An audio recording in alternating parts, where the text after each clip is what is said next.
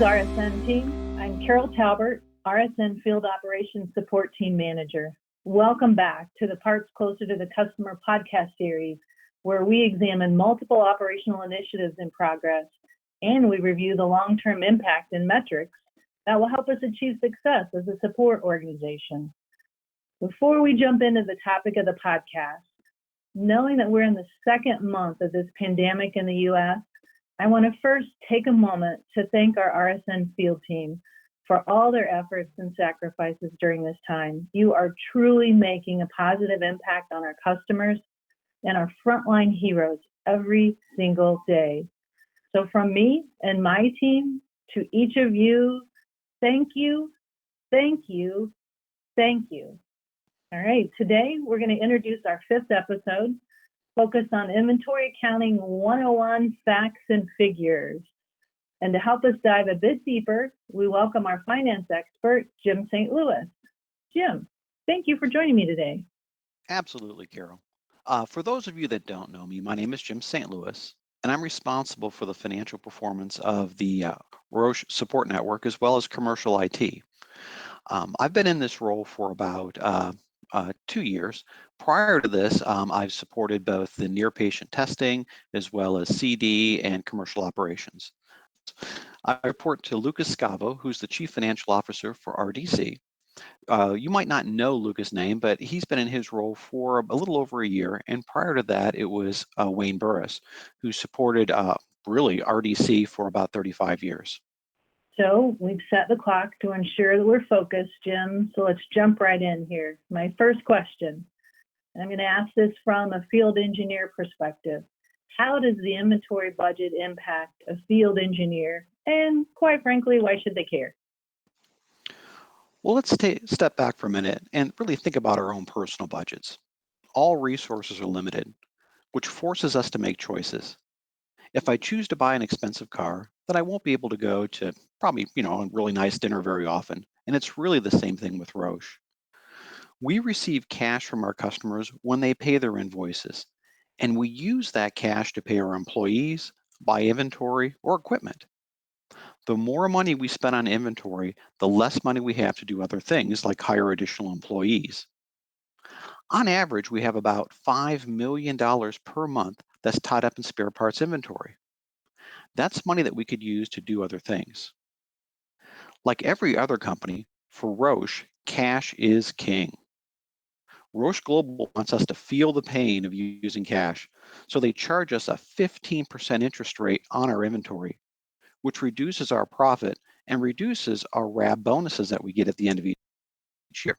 What that means is that our RDC profit is reduced by $750,000 for our average annual spare parts inventory. Well, that makes sense. That speaks to something I can clearly understand as a field engineer. So, we hear people talk about shrink, inventory that has shrunk. What is that financial impact when a part is lost and it has to be shrunk? When we lose inventory, it causes a number of problems for Roche. Obviously, the first problem is that we have to replace the inventory without the benefit of fixing our customers' instrumentation. Last year alone, we lost over $2 million in inventory. Secondly, let's talk about how my team uses the service order data. We use service order data to calculate the cost of our warranties and our service contracts. If the parts costs aren't accurately reflected in the service order, then we won't be calculating the cost of the warranty or service contract correctly. That means that we'll not be pricing the service contract correctly to our customers. Once again, this has a negative impact on our profit and ultimately our RAB performance. Certainly makes sense also, Jim. So, question that we get asked a lot, what is the financial impact if I return an excess part late after 14 days? Inventory ties up Roche cash. When we sit on inventory by not returning parts, it causes a ripple effect through our organization. If another FES needs that part, then we have to order a new part and pay expedited freight to get that part to where it is needed. It basically increases inventory in the total pipeline. Like we like to say that an FES is an expensive warehouse. It's much cheaper to ship the spare part from the hub versus moving inventory between engineers. Moving inventory between engineers takes the engineer away from customer-facing activities. Additionally, Global, once again Global, charges RSN a fee of 30% of the value of the part if the part's late after 21 days. So let me give you an example. If the part was ordered on May the 1st and that part is not an approved trunk stock part or takes the FES above the allowable quantity for the approved trunk stock part, the part must be processed at the hub receiving dock by May the 20th. On May the 21st, that return part is assessed the 30% penalty. Now we quote 14 days as the deadline to complete the return to allow for any carrier delays or weekends. And the purpose is to reduce the overall inventory in the supply chain and ensure the part is in the central warehouse for the next FES order. Last year alone, we paid $434,000 in late parts fees. One way to think about this is if we didn't incur the late parts fees, we would have been able to hire an additional 4 FESs. Now, Tammy Kafka has coached the field that if they are going to use the part in the next few weeks, the return before 14 days is not critical. But if they're not going to use the part in the next few weeks, keeping the part in inventory results in cash tied up in aging excess inventory.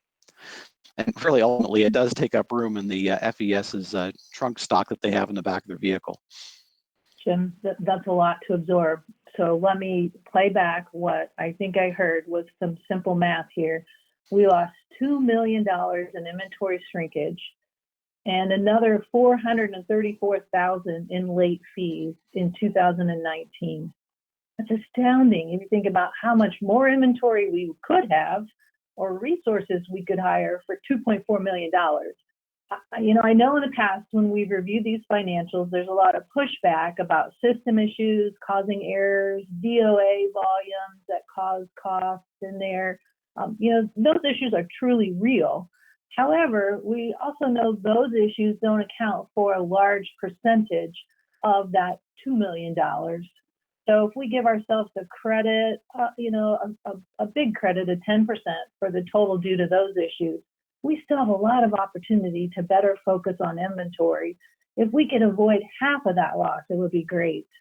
So thank you for shedding some light on those numbers and what that impact is to RSN and very personally to each engineer that handles trunk stock inventory. Well, what happens then with my trunk stock inventory if I return approved replenishment shipments? Well, that's kind of a funny one. So approved trunk stock is replenished on a weekly basis. So if an FES returns their approved trunk stock, that same inventory will be shipped back to the FES the next time the replenishment orders are shipped. Obviously, that's pretty wasteful. And just a reminder, if you have concerns with your approved trunk stock, please provide the feedback to the field inventory support team. There have been issues found with parts in the approved trunk stock lists that were identified through field feedback. Jim, thanks for that plug. You are correct.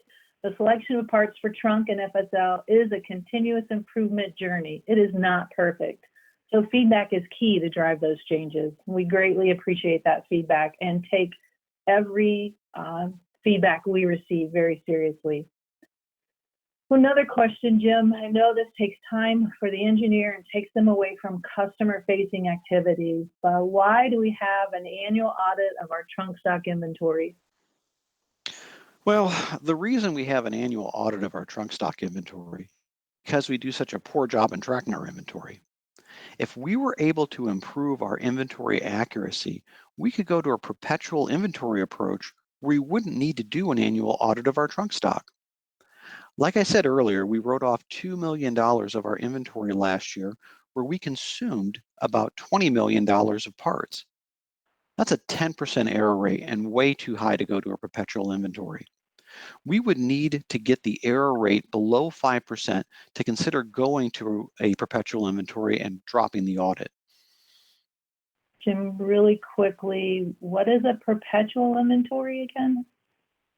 A perpetual inventory is where we have a high degree of reliance on the inventory that we have in our system in an SAP. And it really basically means that we don't have to do physical inventory on an annual basis. That'd be awesome.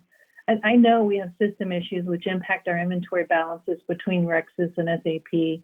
And very specifically, as my team holds the service activity waiting for a contract to be loaded, that process keeps the inventory consumed in Clockport from being relieved in SAP, so a discrepancy. We continue to work the urgency of processing those service contracts with our partners in the strategic deal team to alleviate the pain from that discrepancy, because we understand the frustration that causes with inventory reporting to the field.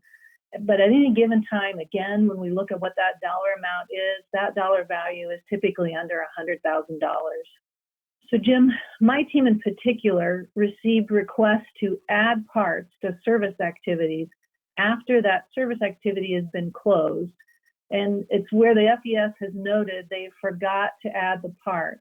We had over 1,400 of those requests last year. What is the impact of that type of error to the business? Well, as I mentioned earlier, having the right inventory at the right place at the right time makes a difference. If we have excess inventory, we don't operate at an optimal level, and this makes our operations inefficient, incurs additional cost, and ultimately affects Roche's profitability. Everything we do has a purpose behind it. The data on a service order impacts our quality and financial reporting. So what happens when we have inaccurate parts usage reporting? Our ability to know what parts are failing in the field determines our parts inventory. If we don't know what's failing in the field, we will inventory, which impacts our ability to service our customers' instrumentation in a timely manner.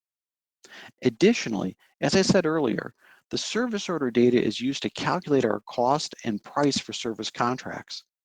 If we calculate the cost incorrectly on a service contract, we're going to live with those results for the life of that customer's contract, which is typically 5 to 7 years. Everyone is familiar with the adage of garbage in, garbage out.